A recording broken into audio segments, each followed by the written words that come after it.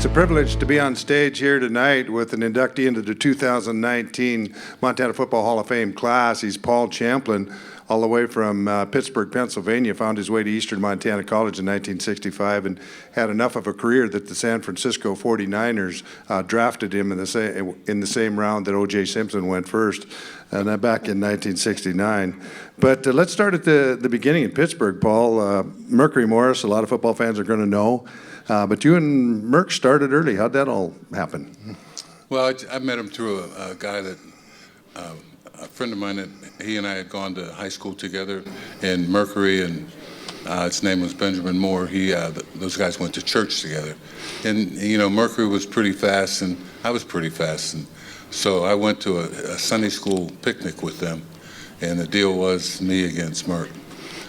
And like I said earlier, he'll tell you that he won, but I beat him.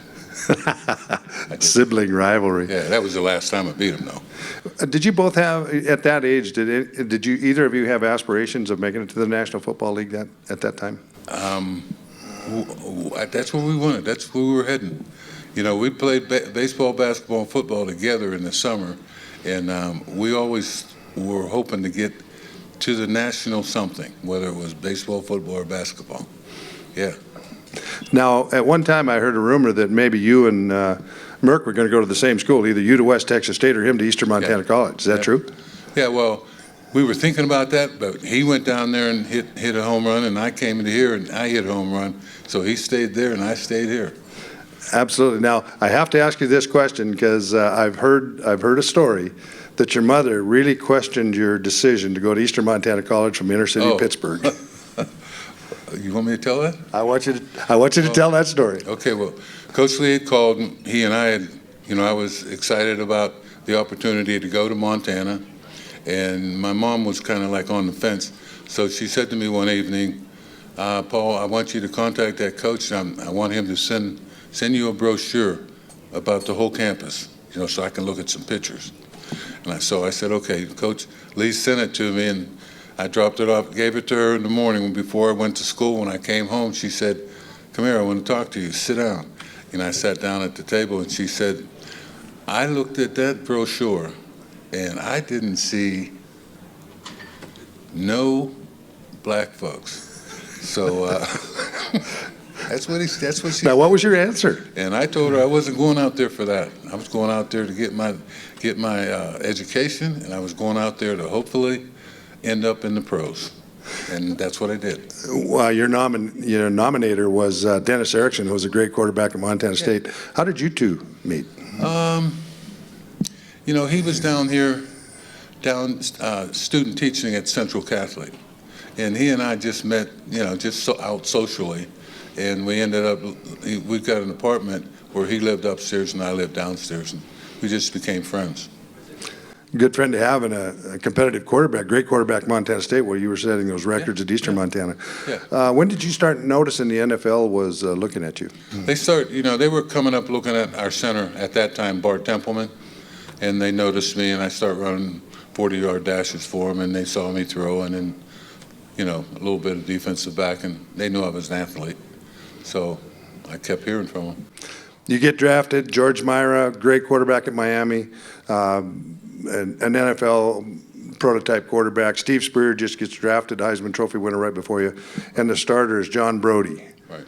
So what did it look like when you got to training camp? Well, when I got down there to training camp, I knew because I knew those statistics that you just mentioned. I had a 13-year veteran in John Brody, and George Myra played good at University of Miami, and Steve Spurrier was a Heisman Trophy winner out of Florida. So I knew I had to get it done, and I thought I did. They eventually traded before that. Before we went up to San Francisco and ended training camp, they traded George Myra to the Philadelphia Eagles, and I thought that was my end to the whole thing, but they decided to put me on the cap squad. Still in camp. I think the folks' final question might want to know if you had any coaching, anybody that had any quarterback skills that was your position coach in San Francisco. Tell the folks about that gentleman. I had one of the best in Y.E. Tittle, You know, he's a Hall of Famer. He played on the New York Giants, and I think he ended his career up with the 49ers. But he and I got along real well. Great quarterback in his own right. He said when his children were starting to get drafted, it was time for him to get out of the NFL, as I think the story went. So he quarterbacked a long time in the NFL. Right. I'd be remiss to ask you, you've got a lot of family going to be at the induction banquet in 2019. Yeah. What's your feeling now, having them around and you being inducted and enshrined in the Montana Football Hall of Fame?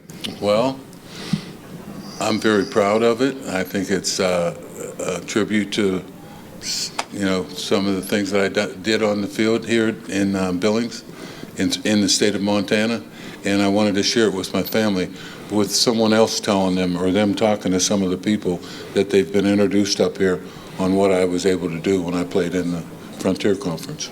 Congratulations, Paul Champlin, on being a 2019 inductee into the Montana Football Hall of Fame. Yeah, thank you.